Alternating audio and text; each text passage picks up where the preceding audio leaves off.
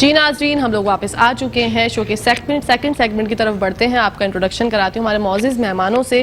ہمارے ساتھ مفتی غیور احمد ایک نوجوان اسکالر موجود ہیں جو بیک وقت تحقیق، تدوین، اصلاحی اور روحانی سلسلے میں اپنی خدمات سر انجام دے رہے ہیں. السلام علیکم مفتی صاحب. الحمدللہ خیریت سے ہیں؟ الحمدللہ ماشاءاللہ ماشاءاللہ. اسی کے ساتھ ساتھ ہمارے بہت اچھے بھائی نعت خواہ ہمارے ساتھ موجود ہیں جن کا نام ہے محمد اسد ایوب. السلام علیکم بھائی. جی وعلیکم السلام. کیسے ہیں؟ خیریت سے؟ اللہ کا شکر. آپ خیریت سے؟ الحمدللہ الحمدللہ. اسد بھائی آپ سے ایک کلام کی فرمائش کرنا چاہوں گی. صلی اللہ علی محمد صلی اللہ علیہ وسلم. صلی اللہ علی محمد صلی اللہ علیہ وسلم. ہوا و حرص والا دل بدل دے،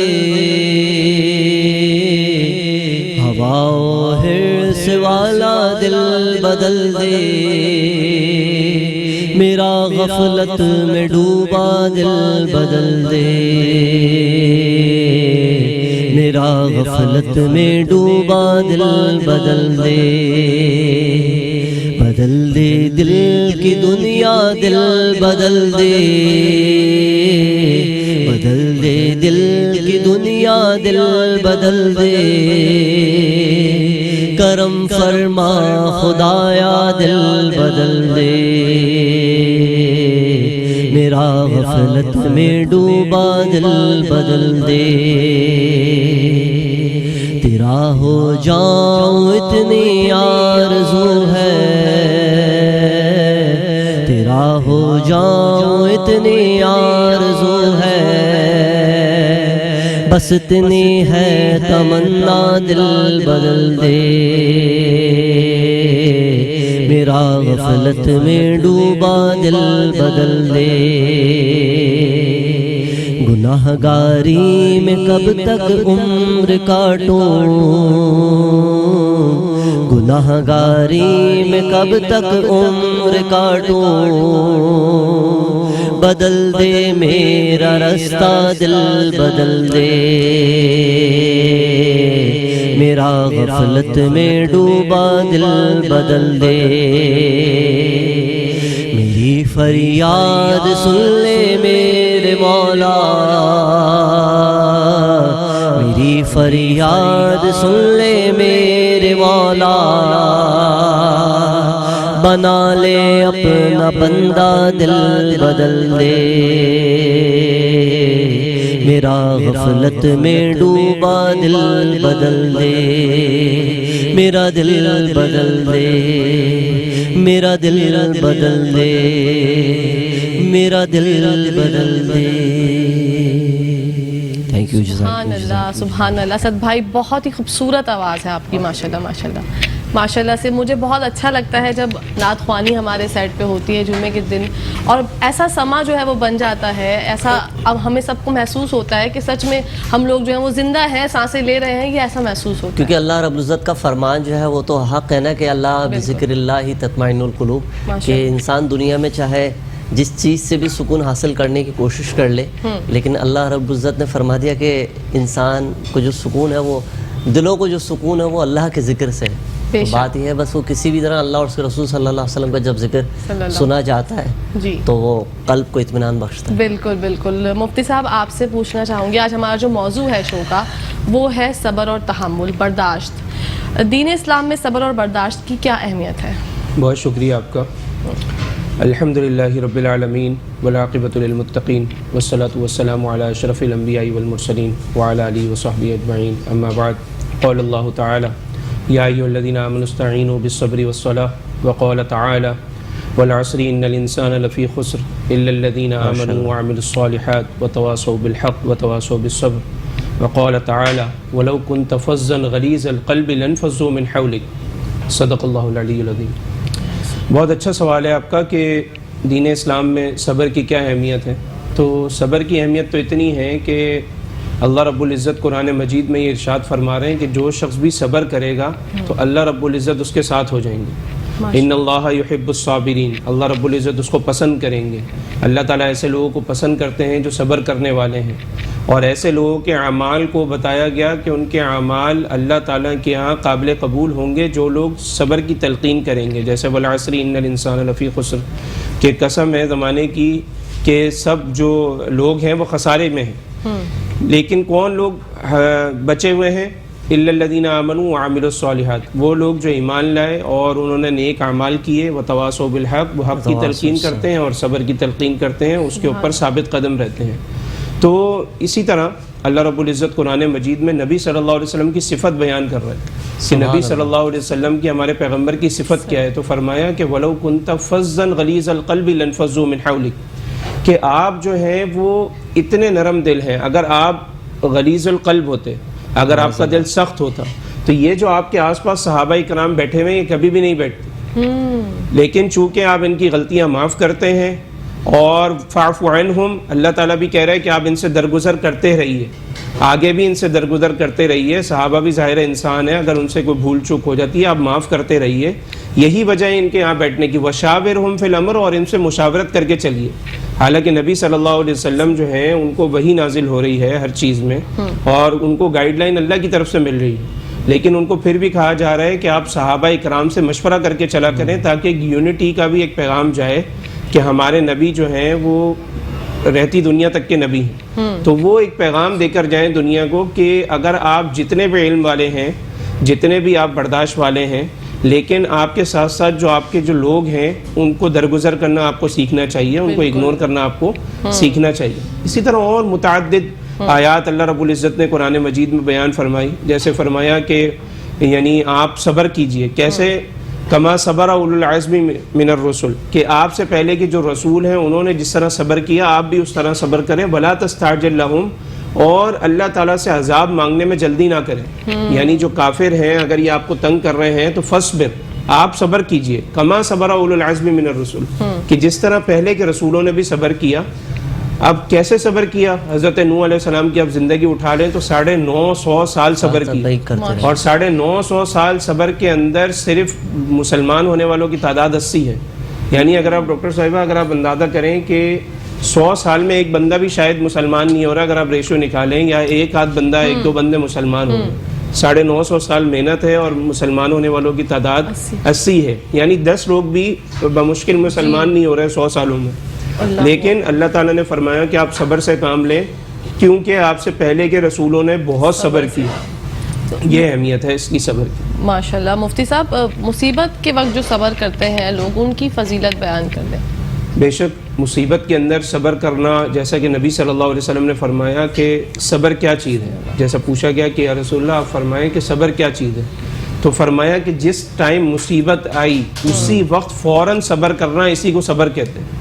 ورنہ بعد میں آپ نے آہو بکا کر لیا، آپ نے رونا دھونا مچا لیا، اس کے بعد آپ نے صبر کر لیا، تو آپ فرمایا کہ اس کے بعد تو ویسے ہی صبر آ جاتا ہے. بالکل ویسے ہی آہستہ آہستہ انسان کو صبر آ جاتا ہے. تو صبر تو کیفیت ہی اسی کا نام ہے کہ جب آپ کے اوپر مصیبت آئی آپ نے فوراً صبر کر لیا. اور زبان سے اب اس میں دو باتیں ہیں. ایک بات یہ ہے کہ بہت سارے لوگ یہ سمجھتے ہیں کہ کسی بات کی مصیبت کے وقت رونا یہ صبر کے خلاف ہے، حالانکہ ایسا نہیں. اچھا، رونے کی تو اجازت دی گئی ہے. اگر آپ کا کوئی پیارا دنیا سے چلا گیا یا کوئی ایسی مصیبت پیش آ گئی، اگر آپ اس کے اوپر رونا کریں تو یہ فطری عمل ہے. بالکل. لیکن رونے دھونے کے اندر اپنے بال نوچنا اور اس طرح اپنے کپڑے پھاڑنا اور ایسی آہو بکا کرنا جس طرح جو ہے وہ ایک نارمل روٹین میں وہ چیز نہیں ہوتی.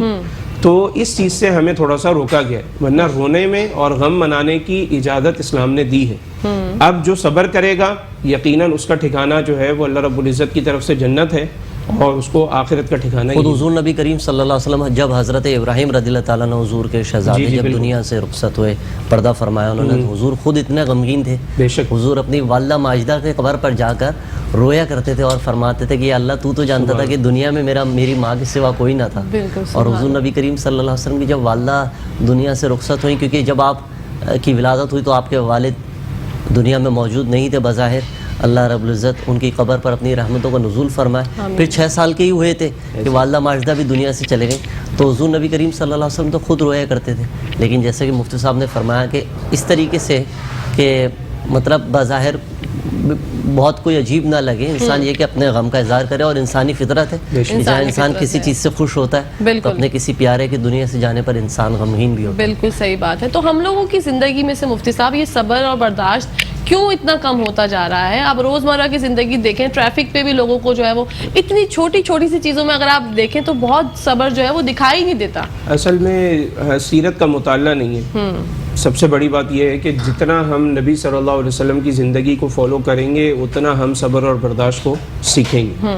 نبی صلی اللہ علیہ وسلم کے زمانے میں نبی صلی اللہ علیہ وسلم کے جانی دشمنوں کو اللہ کے نبی نے معاف فرمایا۔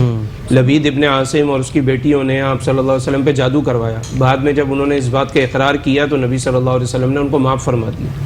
اسی طرح ایک عورت نے آپ صلی اللہ علیہ وسلم کو کھانے میں زہر ملا کے دیا، اور اللہ تعالیٰ نے آپ صلی اللہ علیہ وسلم کی حفاظت کا وعدہ کیا ہوا تھا، واللہ یعصمک من الناس، کہ اے نبی جب بھی آپ کو کوئی نقصان پہنچانے لگے گا تو یہ لوگ، یہ صحابہ یہ آپ کی حفاظت کریں گے، اور آپ کی حفاظت کا ذمہ تو لیا جا چکا ہے، آپ کی جان کو کوئی اس طرح نقصان نہیں پہنچا سکے گا۔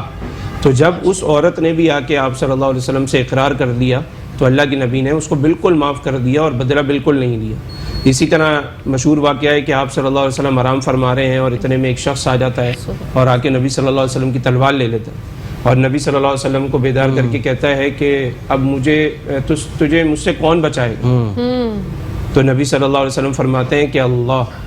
تو اسی وقت اس کے ہاتھ سے تلوار جو ہے وہ چھوٹنا شروع ہو جاتی ہے۔ جب وہ تلوار نبی صلی اللہ علیہ وسلم کے ہاتھ آئی تو اللہ کے نبی علیہ الصلوۃ والسلام نے فرمایا اب تجھے کون بچائے گا؟ تو کہا کہ وہ تو آپ ہی بچائیں گے، آپ بچانے والے ہیں۔ تو نبی صلی اللہ علیہ وسلم فرمایا کہ جاؤ تو میں معاف کیا۔ تو دیکھیں بالکل ایک بندہ جو بالکل آ کے سر پہ کھڑا ہوا ہے اور تلوار لے کے، تو نبی صلی اللہ علیہ وسلم نے اس کو بھی معاف کر دیا۔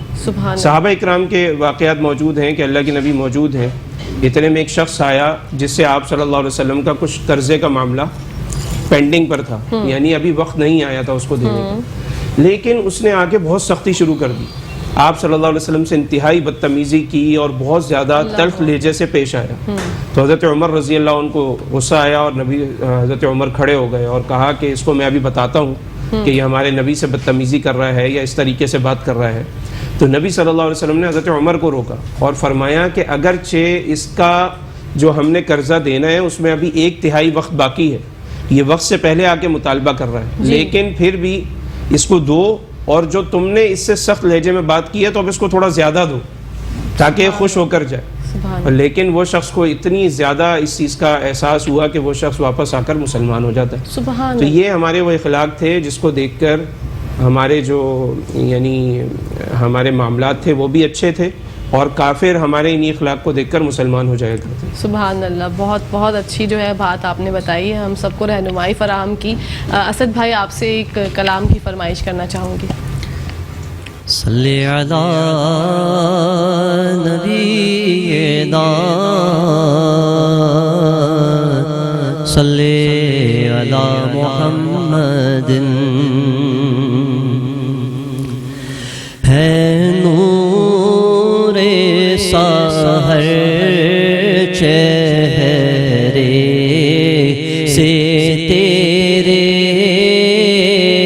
اور شب کی رونق زلفوں سے، اللہ اللہ اللہ اللہ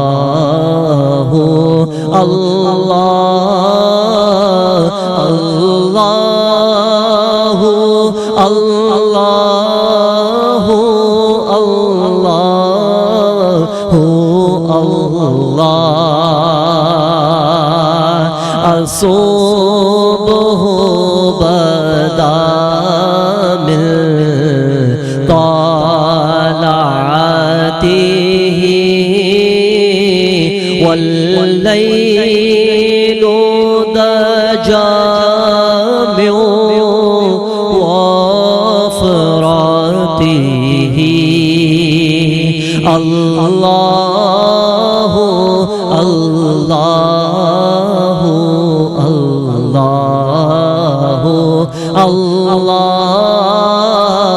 اللہ اللہ اللہ اللہ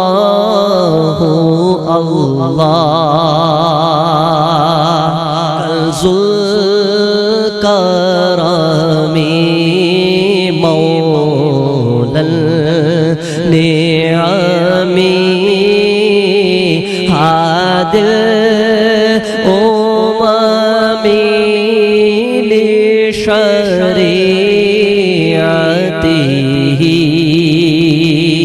نعمت کا خزینہ ہے مولا گنجینہ رحمت ہے آقا ہادی ہے تمامی امت کے اور رہنما ہے شریعت کے اللہ اللہ اللہ اللہ اللہ اللہ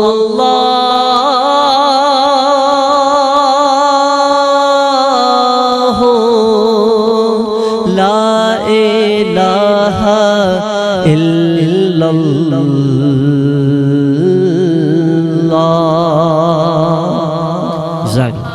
سبحان اللہ. ناظرین ہمارا پروگرام دیکھتے رہیے گا. بریک کی طرف بڑھتے ہیں, کہیں جائیے گا مت, مسکراتی صبح دیکھتے رہیے. جی ناظرین, ویلکم بیک ٹو دا شو. بڑھتے ہیں مفتی صاحب کی طرف. مفتی صاحب آپ سے پوچھنا چاہوں گی مومن کے لیے صبر کی اہمیت. بہت اچھا سوال ہے آپ کا. آج کل تو اس کے لیے بہت ضرورت ہے اس چیز کی, کیونکہ ہم بہت ساری چیزوں پر جو ہے نا وہ صبر کی اہمیت کو کھو رہے ہیں. بالکل. اگر ہم آج دیکھیں اپنا ہم تقابلی اگر جائزہ لیں, اگر ہم کسی سے ڈائریکٹلی بے صبرے نہیں ہو رہے تو ہم انڈائریکٹلی بے صبرے ہو رہے ہیں. بالکل صحیح بات. کیسے؟ مثلا کسی کی کوئی بات مل گئی, کسی کی وائس مل گئی, اب وہ آدھی بات ہے, پونی بات ہے, پوری بات ہے, وہ تو وہی بتائے گا یا وہ بعد میں پتہ لگے گی. بالکل. لیکن کلپ چلتا ہے 30 سیکنڈ کا, اب وہ سوشل میڈیا پہ وائرل ہو گیا, اب کسی نے کوئی بھی اوپر ہیڈنگ لگا دی, بالکل کچھ بھی لگا دیا کہ دیکھو جی یہ فلانا عالم کیا کہہ رہا ہے, یہ فلانا آدمی کیا کہہ رہا ہے, فلانے اینکر نے کیا کہہ دیا, ہمارے بڑے عہدے پہ جو بیٹھے ہوئے ہیں انہوں نے یہ کیا کہہ دیا. اب وہ کیا ہوتا ہے کہ کلپنگ کے اوپر کوئی بندہ تصدیق کرنے کو تیار نہیں, تو ہم انڈائریکٹلی بے صبرے بھی ہو رہے ہیں اور جھوٹے بھی ہو رہے ہیں. کیونکہ نبی صلی اللہ علیہ وسلم نے فرمایا کہ انسان کے جھوٹا ہونے کے لیے یہی کافی ہے کہ وہ کوئی بھی بات سنے اور اس کو بغیر تصدیق کے آگے پھیلاتا گھومے. اللہ ہوا. تو جب ہمارے معاشرے کے اندر لاکھوں کی تعداد میں روزانہ جھوٹ بولا جا رہا ہے اور جھوٹ کو پرموٹ کیا جا رہا ہے, اور اس جھوٹ کے اوپر ٹاپ ٹرینڈ بنا کر ٹویٹر کے اوپر یعنی پوری دنیا کو اور پورے پاکستان کو اور ایک اس کے میدان میں ایک اہمیت کا اندازہ دلایا جا رہا ہے کہ جی ہمارے ملک میں یہ سب ہو رہا ہے, حالانکہ اس بات کی حقیقت کی طرف اگر جائیں تو وہ کچھ بھی نہیں. بالکل. تو یہ ہمارے بے صبرے ہونے کی سب سے بڑی دلیل. اب کرنا کیا ہے, صبر کس طرح ہوگا؟ صبر اس کے اپوزٹ اگر ہم لے لیں, اپنے رویوں کو اچھا کریں, جیسا کہ نبی صلی اللہ علیہ وسلم فرمایا کہ ظنوا بالمؤمنین خیرا, کہ انسان کو چاہیے کہ اپنے مومن سے ہمیشہ خیر اور بھلائی کی توقع رکھے اور اس سے اچھا گمان رکھے. جب ہم اچھا گمان رکھنے والے ہوں گے اور ہم اس چیز کی اہمیت کو سمجھیں گے کہ ہمیں نبی صلی اللہ علیہ وسلم کے ارشاد پر عمل کرنا ہے اور ہمیں کسی سے بھی متعلق بری رائے کبھی بھی اختیار نہیں کرنی. اگر کسی کے بارے میں غلط فہمی پیدا ہو گئی یا کچھ ایسا ہو گیا کہ بھائی اس بندے نے یہ بات کہی بھی ہے نہیں, آپ وضاحت لے لیں. اگر وہ شخص کہے کہ جی میرے تو وہم و گمان میں بھی یہ بات نہیں تھی کہ ایسی بات ایسی ہو, تو پھر اس میں بے صبرے ہونے کی ہمیں ضرورت ہی کیا ہے. ابھی پچھلے دنوں سری لنکن ایک واقعہ, سری لنکا کے ایک امپلائی کا واقعہ پیش آیا, جس میں اس کو محض ایک چھوٹی سی بات پر جس کی کوئی تصدیق بھی نہیں تھی, آدھے سے زیادہ لوگ کہہ رہے ہیں ایسا کچھ ہوا ہی نہیں, اور بہت کم لوگوں نے ایک محض ایک چھوٹا سا الزام لگایا اور اس کے اوپر اس بیچارے کو قتل تک کر دیا. تو اب ہمارا امیج, ہمارا کیا تاثر پوری دنیا میں جا رہا ہے پاکستان کا, کہ ہم اتنی چھوٹی چھوٹی باتوں پہ بے صبرے ہو جاتے ہیں. ہمارے یہاں سارے نظام موجود ہیں, سب چیزیں موجود ہیں, علماء اکرام موجود ہیں, کم از کم ایک دفعہ پوچھ تو لیں کہ وہ کیا کہہ رہے ہیں. لیکن الحمدللہ ہمارے علماء نے ایک بہت اچھا ثبوت دیا. جتنے بھی ہمارے پیک کے اور ٹاپ کے علماء ہیں, خواہ ان کا کسی بھی مسلک سے تعلق تھا, وہ سب کے سب گئے وہاں پر، انہوں نے وہاں جا کر ہمدردی کا بھی اظہار کیا اور اس عمل کو یعنی ہم پاکستان کے خلاف بھی سازش قرار دیا اور اسلام کے خلاف بھی سازش قرار دیا اور ان لوگوں کو کنڈیم کیا جنہوں نے یہ عمل کیا. تو یہ اتنی چھوٹی چھوٹی باتوں پہ بے صبر کر کے کسی کو قتل تک کر دینا، تو یہ کتنا بڑا جرم ہے اور اس کے ہم سب مرتکب ہو رہے ہیں. پلس نبی قرآن مجید میں اللہ تعالیٰ ارشاد فرما رہا ہے کہ یہ جو یہودی ہیں یہ انبیاء کے قاتل ہیں، انہوں نے انبیاء کو قتل کیا، وَيَقْتُلُونَ الْأَنْبِيَاءَ بِغَيْرِ الْحَقِّ. اب سوال اس میں یہ ہوتا ہے کہ جن لوگوں سے قرآن مخاطب ہے ان لوگوں نے تو قتل نہیں کیا، مدینہ میں رہنے والے یہودیوں نے تو قتل نہیں کیا نا انبیاء کو، قتل تو ان کے آباء و اجداد نے کیا ہے جو پیچھے گزرے ہیں. تو ان کو یہ تانا کیوں دیا جا رہا ہے، ان کو یہ بات کیوں کہی جا رہی ہے؟ فرمایا کہ اس لیے کہی جا رہی ہے کیونکہ یہ اپنے آباء و اجداد کی بات پر ایگری ہیں کہ انہوں نے صحیح مارا تھا، انہوں نے جو انبیاء کو قتل کیا تھا بالکل ٹھیک کیا تھا انہوں نے. تو جب وہ اس بات پر ایگری ہو گئے تو اب اس ایگری ہونے کی وجہ سے یہ چیز ان پہ بھی پڑے گی، یہ اس جرم کی وجہ سے یہ بھی جہنم میں جائیں گے کیونکہ یہ اپنے آباء و اجداد کے غلط کارناموں پہ خوش ہیں. اگر ہم اپنے لوگوں کے غلط کارناموں پہ خوش ہوتے رہیں یا یہ کہتے رہیں یار بالکل ٹھیک کیا، تو آپ کو گمان نہیں ہے اس بات کا کہ اللہ تعالیٰ صرف اتنی سی بات کے اوپر جہنم میں ڈال سکتا ہے. نبی صلی اللہ علیہ وسلم نے فرمایا کہ ایک شخص نے اگر کسی کو ناحق قتل کر دیا تو اور اس میں پوری دنیا کے جو لوگ تھے، پوری دنیا کے لوگوں کی اس میں کہیں نہ کہیں سازش اور کہیں نہ کہیں حمایت موجود تھی، تو اللہ تعالیٰ کو اس چیز کی کوئی پرواہ نہیں ہے کہ اللہ تعالیٰ ایک مظلوم کے بدلے میں پوری دنیا کے لوگوں کو اٹھا کے جہنم میں پھینک دیا. اب ظاہر قتل تو ایک آدمی نے کیا لیکن کچھ لوگ اس کی پلاننگ میں شامل ہوں گے اور کچھ لوگ ایسے ہوں گے جو ٹی وی دیکھ رہے ہیں قتل ہو، یار صحیح مارا ہے، بالکل ٹھیک مارا ہے، بالکل بہت اچھا کیا.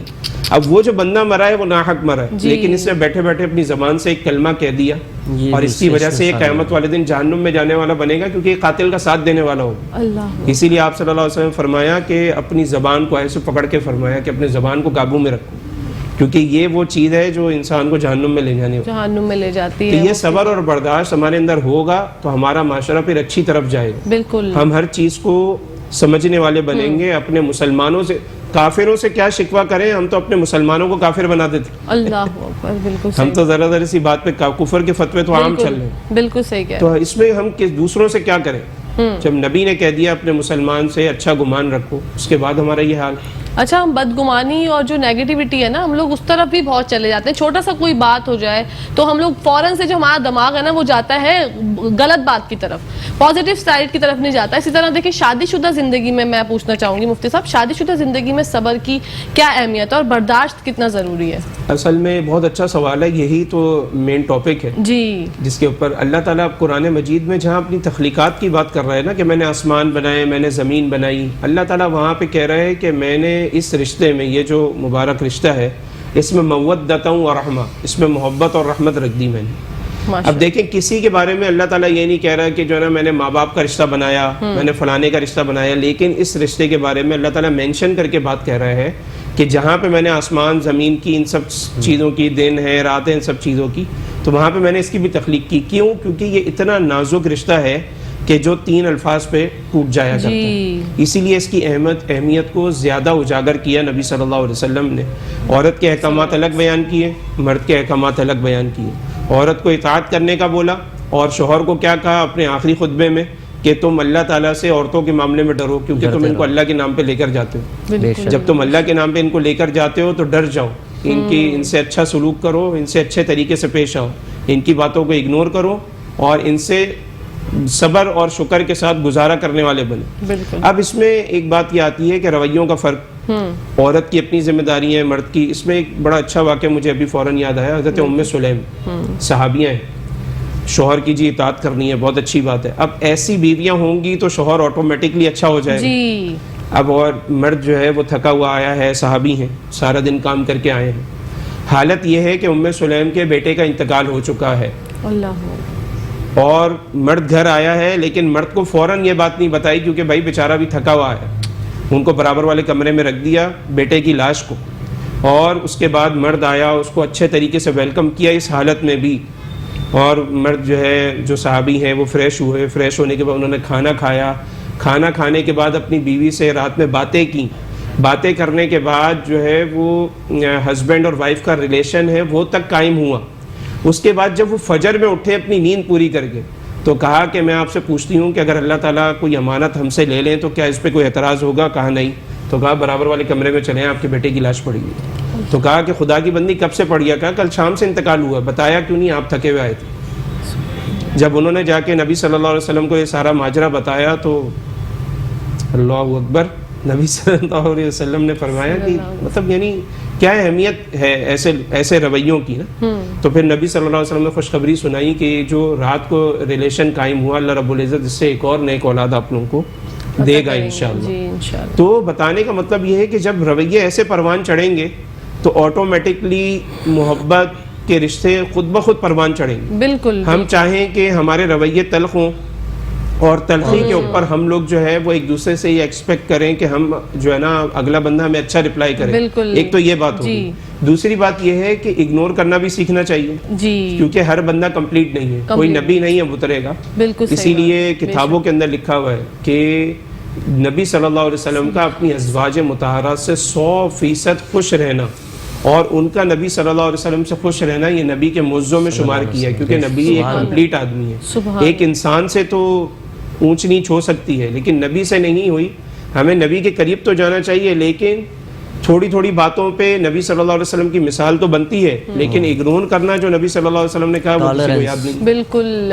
اسی طرح یہ جو طلاق کا جو ریشو ہے نا اسد بھائی، یہ بھی بہت زیادہ انکریز ہو گیا ہے کیونکہ ہم لوگوں کے مطلب خواتین ہو یا مرد، یہ نہیں کہ وہ خواتین کی وجہ سے جو ہے وہ ریشو بڑھا ہے. اصل میں کیا کشا دیکھیں، انسان کی خواہشات کی نا کوئی انتہا نہیں. بالکل صحیح بات. اور ڈے بائی ڈے ہمارے یہاں عموماً مسائل اس وجہ سے بھی زیادہ ہیں کہ اگر مثال کے طور پر ایک انسان کی 50,000 روپے تنخواہ ہے نا تو گھر میں اس کے اخراجات 1,00,000 روپے کے ہیں. بالکل. اور انسان خود ایسیسریز، ظاہر سی بات ہے جیسی جیسی چیزیں بڑھ رہی ہیں انسان یوز ٹو ہوتا جا رہا ہے، اس وجہ سے ہمارے معاشرے میں مسائل بڑھ رہے ہیں. پھر مفتی صاحب نے بہت اچھی بات کی، میں ان کی بات سے ایگری کرتا ہوں کہ ہمارے رویوں کا اثر دیکھیں. ایک کسی کو جو ہے نا آپ کو ڈانٹنے کا بھی طریقہ ہوتا ہے، یار دیکھیں تم بہت کمینہ آدمی ہو، ٹھیک ہے نا، پھر آپ یہ ٹون اپنا بڑھا لیں، یار تم بہت کمینے ہو.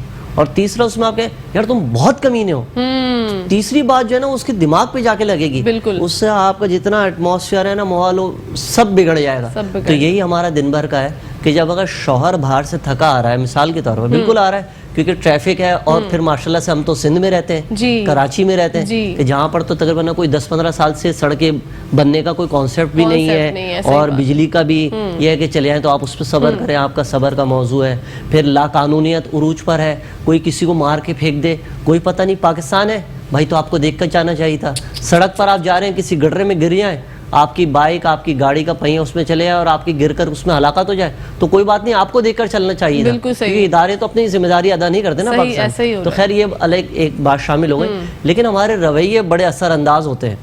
اب پورا دن اگر گھر میں خاتون کام کر رہی ہیں، ماں کی صورت میں، بہن کی صورت میں، بیگم کی صورت میں، اور شوہر باہر سے آئے اور کہہ رہا ہے یار پورے دن سے تم کیا کر رہی تھی. بالکل. تو یہ جو رویے ہوتے ہیں نا، یہ کیا کر رہی تھی. تو بھائی جیسے آپ باہر کی ذمہ داریاں ادا کر رہے تھے، میں گھر کی ذمہ داریاں ادا کر رہی تھی. لیکن ان رویوں سے جو ہے نا چڑچڑاپن بڑھتا ہے. پھر جب چڑچڑاپن بڑھتا ہے تو آپس میں لڑائی جھگڑے، بالکل صبر ختم ہو جاتا ہے، آپ کے گھریلو ماحول خراب. آپ جب باہر نکلتے ہیں تو آپ ایک فرسٹریشن کا شکار ہیں. آپ راہ میں جاتے ہوئے سگنل پہ بھی لڑیں گے، بالکل ایسے. آپ موٹر سائیکل پارک کرنے میں پارکنگ والے سے بھی لڑیں گے. تو رویے بڑے اثر انداز ہوتے ہیں انسانی طبیعت، بہت زیادہ اثر انداز ہوتے ہیں. جیسے ازواج مطہرات کا بیان ہے کہ جب آپ صلی اللہ علیہ وسلم جب گھر سے نکلتے تو ہمیں باقاعدہ طور پر پوچھ کر اور بوسہ دے کر جاتے تھے. ماشاءاللہ. آج یہ جو رویہ ہے یہ کہاں ہے؟ اگر آپ اپنے اہلیہ سے محبت کا اظہار ایک انسان نہیں کرے گا تو کس سے کرے گا؟ صحیح بات. دوسری بات یہ ہے کہ نبی نکل رہے ہیں اور گھر سے جا رہے ہیں تو پورا اپنی ازواج مطہرات کو ایک اعتماد دے کر جا رہے ہیں. ہم ایک بد اعتمادی کی فضا قائم کر کے گھر سے نکل رہے ہیں اور عورت سارا دن پریشان ہے کہ جی آج لڑکے چلے گئے، آج منہ بنا کے چلے گئے، آج صحیح سے ناشتہ نہیں کیا، آج فلانا نہیں کیا. پھر ہم یہ ایکسپیکٹ کر رہے ہیں کہ جب ہم گھر جائیں تو وہی بیوی ہمارے لیے تیار کھڑی ہوئی ہو. بھائی وہ تو سارا دن بیچاری کا ٹینشن میں گزر گیا، اب وہ کیا اپنے آپ کو مینٹین کرے گی، کیا نہیں کرے گی. تو مرد کا یہ ہے کہ جب گھر سے جائے تو اپنی بیوی کو مکمل اعتماد دے کر جائے، اور عورت کا فریضہ یہ ہے کہ جب مرد گھر آئے تو مسکرا کے اس کا استقبال کیا جائے، تیار ہو کے استقبال کیا جائے. اگر سارے دن کی اس نے کچھ کام کیا بھی ہے تو کپڑے چینج کرے، نہائے دھوئے، خوشبو لگائے، شوہر کے آنے کا وقت ہے، یہ ساری چیزیں کریں. پھر عورت کو کہا گیا، ایک عالم بڑی پیاری بات کر رہے تھے کہ آپ کا شوہر جو نہ الیکٹریشین ہے، نہ پیغمبر ہے، نہ وہ جو ہے نا کوئی مکینک ہے، کچھ بھی نہیں ہے. تو لہٰذا جب وہ گھر پہ آئے تو اس کو آنے کے بعد یہ نہیں بتائیں کہ جی وہ لائٹ خراب ہو گئی، پنکھا خراب ہو گیا، وہ بچہ کو یوں ہو گیا، فلانا ہو گیا، وہ جو ہے نا وہ نیچے موٹر خراب ہو گئی ہے. بالکل تھوڑا وقت دیں، بالکل اس کو کھانا کھانے دیں. ام سلیم کی مثال اگر خواتین اس چیز کو سمجھ لیں کہ بچہ مرا ہوا ہے، اس کی لاش پڑی ہوئی ہے، لیکن انہوں نے کسی بھی اپنے تاثر سے یہ چیز ظاہر نہیں ہونے دی کہ بیٹے کا انتقال ہو گیا، عورت کے اوپر کیا گزر رہی ہے، لیکن اپنے شوہر کا خیال کیا اس موقع پر بھی. جب ایسے رویے پروان چڑھیں گے تو خود بخود صبر بھی آئے گا، استحکام بھی آئے گا، اور بے صبری کی کیفیت پھر پیدا ہی نہیں ہوگی. انشاءاللہ جی بے صبری کی کیفیت پیدا نہیں ہوگی. اسی کے ساتھ ساتھ ہمارے شو کا جو اختتام کا وقت آ گیا ہے. میں بہت بہت شکریہ ادا کرنا چاہوں گی مفتی صاحب آپ کا اور اسد بھائی آپ کا. آپ کوئی میسج پیغام دینا چاہیں گے مفتی صاحب؟ بس پیغام یہی ہے کہ قرآن اور حدیث کو فالو کریں، اور نبی صلی اللہ علیہ وسلم کے ارشادات جتنا ہم سیرت سے قریب ہوتے چلے جائیں گے ہمیں اندازہ ہوتا چلا جائے گا کہ ہم کتنے پانی میں ہیں اور ہمیں کہاں تک جانا ہے اور ہمیں کہاں تک جا کر نبی صلی اللہ علیہ وسلم کی زندگی کو فالو کرنا چاہیے. جب نبی صلی اللہ علیہ وسلم کی زندگی کو فالو کریں گے تو صرف صبر ہی نہیں، ہر چیز میں جتنی بھی دنیا کی چیزیں ہیں ہم سب میں انشاءاللہ کمپلیٹ ہوں گے، اور اس کمپلیٹ ہونے سے ہماری ذات کا بھی فائدہ ہوگا، ہمارا ایمان بھی بڑھے گا، اور ہمارا ملک بھی ترقی کرے گا. ماشاءاللہ انشاءاللہ. اسد بھائی آپ پیغام دینا بس یہی کہنا چاہوں گا. پیغام کیا دوں گا، میں تو خود آپ سے سیکھتا ہوں، مفتی صاحب سے سیکھتا ہوں. ایک دوسرے کا عزت اور احترام کریں، اپنے اندر پیشنس پیدا کریں، اور پیشنس پیدا کرنے کے لیے بالخصوص آج جمعے کا دن ہے، اور درود پاک آپ کثرت سے پڑھا کریں. یہ شب جمعہ اور جمعہ کے دن حضور نبی کریم صلی اللہ علیہ وسلم نے فرمایا کہ عام دنوں میں تمہارا درود فرشتے مجھ تک پہنچاتے ہیں، لیکن شب جمعہ کے دن میں تمہارا درود پاک اپنے کانوں سے خود سماعت کرتا ہوں. سورہ الدخان جو پڑھتا ہے جمعے کے دن، اللہ تعالیٰ کی طرف سے، اس کے فرشتوں کی طرف سے اللہ تعالیٰ اس کی مغفرت فرما دیتا ہے. جو سورہ کہف پڑھتا ہے اس کے لیے اس جمعے سے لے کر اگلے جمعے تک کے لیے اس کے لیے ایک نور روشن ہوتا ہے. وہ نور کسی بھی صورت میں آپ کے لیے ہو سکتا ہے. سورہ جمعہ پڑھیں، بے شمار برکتیں آپ کو حاصل ہوں گی انشاءاللہ. ایک دوسرے کی عزت کریں، اور خواتین کی بہت عزت کریں، اپنی ماں کی صورت میں، اپنی بہن کی صورت میں، اپنی بیگم کی صورت میں. عزت دیں گے عزت ملے گی، جو دو گے وہی لوٹ کر آئے گا. تو عزت دیجیے. بہت ہی خوبصورت بات. عزت دیجیے. عزت دینا جو ہے وہ ضروری ہے. چھوٹے بڑے بوڑھے اولاد اپنے ہر کسی سے عزت سے پیش آئیں. اسی کے ساتھ ساتھ انشاءاللہ پیر کو آپ لوگوں سے ملاقات ہوگی. جب تک کے لیے اپنی دوست، اپنی ہوسٹ، اپنی پیاری سی سہیلی کہکشاں فیصل کو اجازت دیجیے. فی امان اللہ. اللہ حافظ. لیکن اللہ حافظ سے پہلے اسد بھائی سے جو ہے وہ کلام کی فرمائش کرنا چاہوں گی. صلی اللہ علیہ یا رسول اللہ وسلم علیک یا حبیب اللہ. یہ دربار محمد ہے، یہاں ملتا ہے بے مانگے. ارے ناداں یہاں دامن کو